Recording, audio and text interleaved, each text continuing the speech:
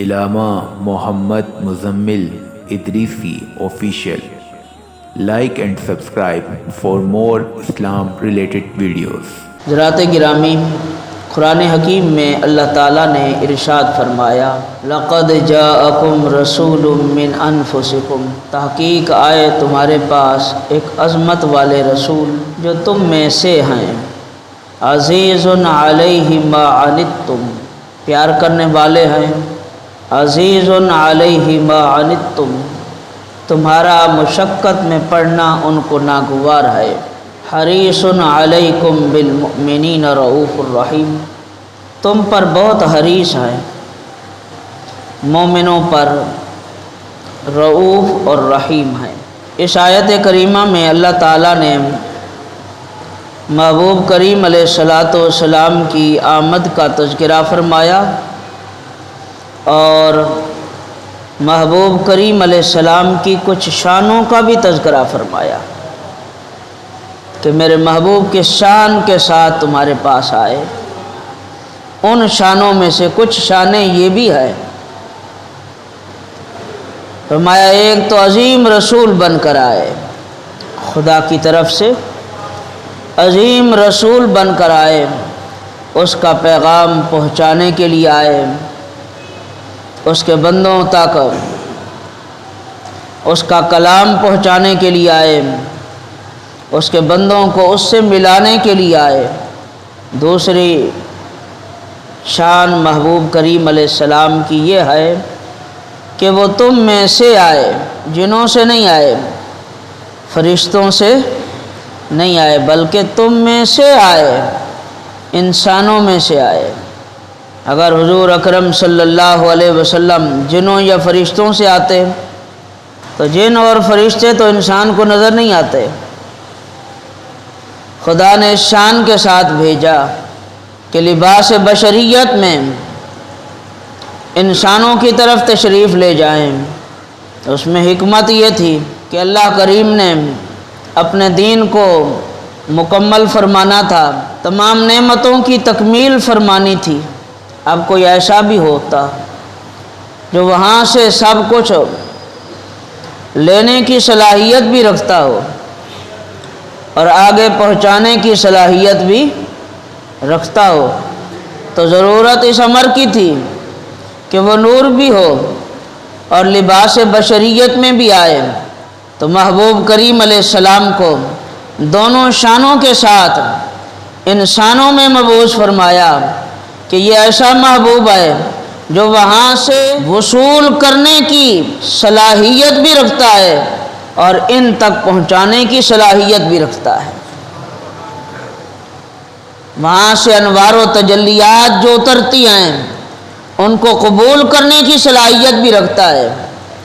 حالانکہ قرآن حکیم نے فرمایا لو انزلنا هذا القرآن على جبل لرأيته خاشعا متصدعا من خشیت اللہ، اگر ہم اس قرآن کریم کو نازل کرتے علی جبل، پہاڑوں پر، لرأیتہ خاشعا متصدعا، تو یہ رب کی رعب کی وجہ سے، کتاب اللہ کے جلال کی وجہ سے، خدا کے خوف کی وجہ سے ریزہ ریزہ ہو جاتا۔ اور ایسا ہوا بھی صحیح کہ موسیٰ علیہ السلام نے جب عرض کی رب ارنی انظر الیک، مولا مجھے اپنا آپ دکھا، میں تجھے دیکھنا چاہتا ہوں، فرمایا لن ترانی، تو مجھے نہیں دیکھ سکتا، ولکن انظر الی الجبل فإن استقر مکانہ فسوف ترانی، کیا پیارے موسیٰ تو اس پہاڑ کی طرف دیکھ، انظر الی الجبل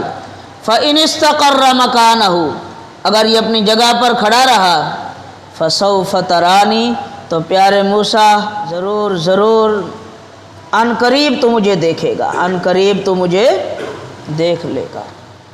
فلما تجلی ربہ للجبل، پھر اللہ نے تجلی فرمائی پہاڑ کی طرف، موسیٰ علیہ السلام کی طرف ڈائریکٹ نہیں فرمائی۔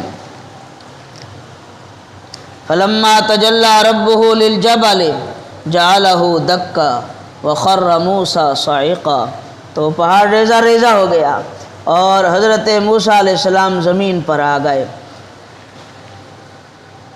اب ضرورت اس امر کی تھی ایک ایسا عظمت والا رسول ان انسانوں میں مبعوث ہوتا جو ان انوار و تجلیات کو قبول کرنے کی صلاحیت بھی رکھتا ہو اور پھر ان تک پہنچانے کی صلاحیت بھی رکھتا ہو۔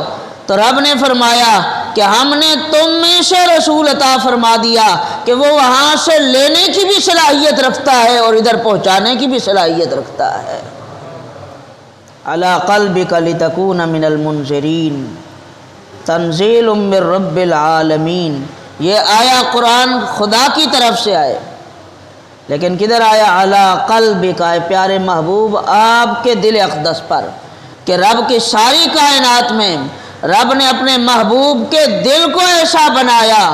انا عرضنا الامانۃ علی السماوات والارض والجبال، کہ ہم نے بے شک پیش کیا اپنی امانت کو علی السماوات والارض، زمین و آسمانوں پر، والجبال، پہاڑوں پر، فابینا، سب نے انکار کر دیا، سب نے انکار کر دیا اس امانت کو قبول کرنے سے، ان یحملنہا، اس امانت کو اٹھانے سے، واشفقن منہا وحملہا الانسان، لیکن انسانوں میں سے ایک کامل و اکمل انسان تھا، ایک بے مثل و بے مثال انسان تھا جس کو خدا نے بنایا ہی اس لیے تھا کہ وہ انوار و تجلیات کو برداشت کرنے کی، قبول کرنے کی صلاحیت رکھتا تھا۔ اسی قلب اطہر پر جو ساری کائنات میں رب کے انوار و تجلیات کا واحد مرکز و محور تھا، اس پر اس قرآن کو نازل فرمایا۔ تو ایک عظمت والا رسول تم میں سے آیا تاکہ وہاں سے لے بھی سکے اور یہاں پر بانٹ بھی۔ اور ایک معنی اس کا یہ بھی ہے کہ من انفسکم کا، تم میں سے جو نفیس ترین لوگ ہیں ان میں سے آیا، تم میں سے جو نفیس ترین لوگ ہیں ان میں سے آیا۔ حضور اکرم صلی اللہ علیہ وسلم نے فرمایا کہ خدا تعالیٰ نے مخلوقات کو پیدا کیا، مجھے سب سے افضل مخلوق انسانوں میں پیدا فرمایا، پھر انسانوں میں دو گروہ بنائے، عرب و عجم، مجھے عرب میں بہترین گروہ میں پیدا فرمایا، پھر عرب میں قبیلے بنائے، مجھے سب سے عظیم قبیلہ قریش میں پیدا کیا، اور پھر اس میں خاندان بنائے اور مجھے سب سے عظیم خاندان بنو ہاشم میں پیدا کیا۔ میں حسب و نسب کے اعتبار سے تم سب سے افضل و اعلیٰ ہوں۔ اور جو جس زمانے میں آئے وہ زمانہ سب سے افضل ہو گیا کہ خدا اس زمانے کی قسمیں اٹھانے لگا۔